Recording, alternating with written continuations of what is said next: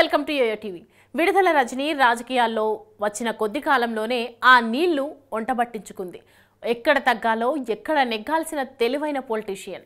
ఒకానొక సమయంలో సీఎం జగన్ కంటే ఎక్కువ సోషల్ మీడియాలో హడావుడి చేసింది. కానీ ఇప్పుడు చూద్దామన్నా కనిపించడం లేదు. ఇన్నాళ్ళు తన హవాకు ఎదురెలేదనుకున్న మంత్రి విడుదల రజనీకి వరుస షాక్లు ఎదురవుతున్నాయి. రాజకీయాల్లో ఎప్పుడూ ఒక్కరికే కలిసి రావు, పరిస్థితులకు తగ్గట్లుగా మారిపోతూ ఉంటాయి. ఒకసారి గెలిచి తమకు తిరుగులేదని భావిస్తే ఎప్పటికైనా దెబ్బతినక తప్పదు.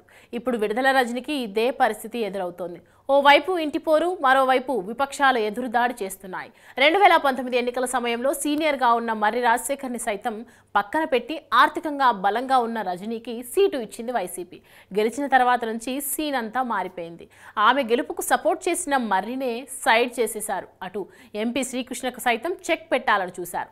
పైగా మంత్రి పదవి దక్కడంతో ఎక్కడా కూడా తగ్గట్లేదు. విచిత్రం ఏంటంటే తన కోసం సీటు త్యాగం చేసిన మర్రికి జగన్ మంత్రి పదవి ఇస్తానంటే ఆయనకు కాకుండా రజనీయే మంత్రి పదవి సాధించేశారు. మొత్తానికి ఇన్నాళ్ళు తన హవా చూపించిన మంత్రి విడుదల రజనీకి రోజు రోజుకు సీన్ అంతా రివర్స్ అవుతోంది.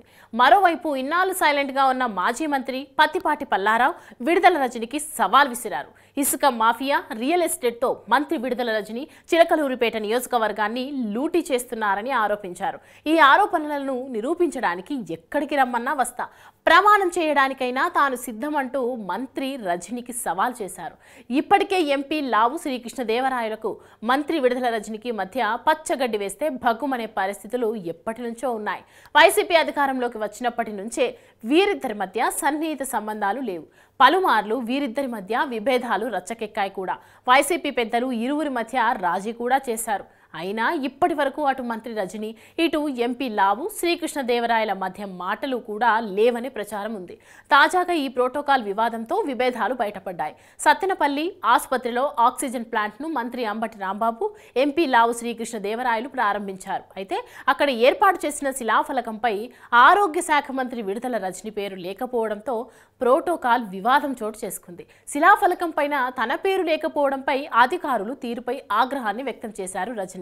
మరోవైపు మంత్రి విడుదల రజనీకి చెక్ పెట్టేందుకు రాబోయే ఎన్నికల్లో నందమూరి కుటుంబం నుంచి ఓ అభ్యర్థిని బరిలో దింపే యోచనలో ఉన్నారు టీడీపీ అధినేత చంద్రబాబు.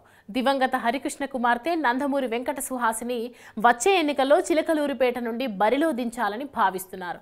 అదే జరిగితే రజనీకి మరిన్ని చిక్కులు తప్పవని చెప్పాలి. మరి వీటిని రజనీ ఎలా ఎదుర్కొంటుందో చూడాలి.